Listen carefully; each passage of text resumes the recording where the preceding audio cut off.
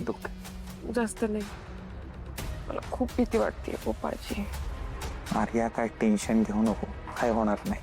गोपाळची ते डॉक्टर म्हणाले ना, त्यांचा अंदाज आहे की आपल्याला गुड न्यूज असेल.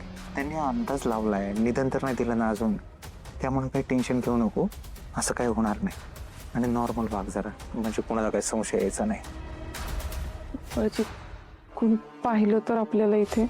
कोण बघणार नाही, मुद्दाम गावापासून लांब आलोय दवाखान्यामध्ये, हे तर कोण आपल्याला ओळखणार नाही. तू चेहऱ्यावरचं हे स्कार्फ काढू नको. मी आलो चहा घेऊन. ना थांबा, मी पण येते. अगं आर्या, समजा डॉक्टर म्हणले रिपोर्ट तयार आहेत, तर इथं कोणीतरी पाहिजे ना घ्यायला. तू थांब, मी आलो.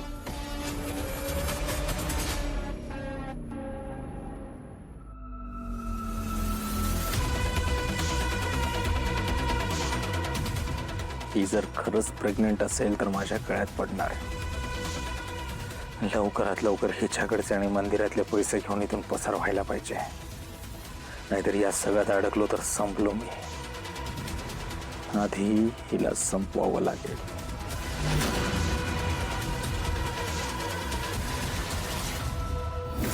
आतापर्यंत प्रत्येक बाईला वाट्यातून बाजूला करणं खूप सोपं होतं, पण हिचा भाऊ इन्स्पेक्टर मार्तंड जामकर हे विसरून चालणार नाही.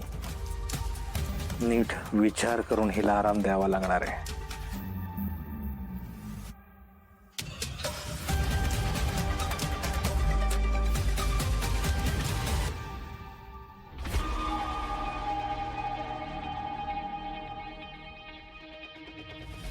गोपाळची मास्क.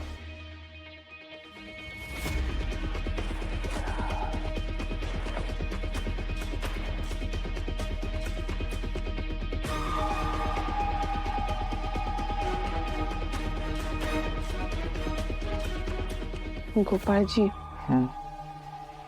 रिपोर्ट पॉझिटिव्ह आले तर? अगं नाही येणार आर्या, नाही येणार. तू उगाच जास्त विचार करते बघ. असं काय नाही होणार. तू टेन्शन नको ना घेऊ, मी आहे तुझ्या बरोबर. तुझा विश्वास आहे ना माझ्यावर? मग झालं तर रिपोर्ट येऊ दे, मग ठरवू काय करायचं ते.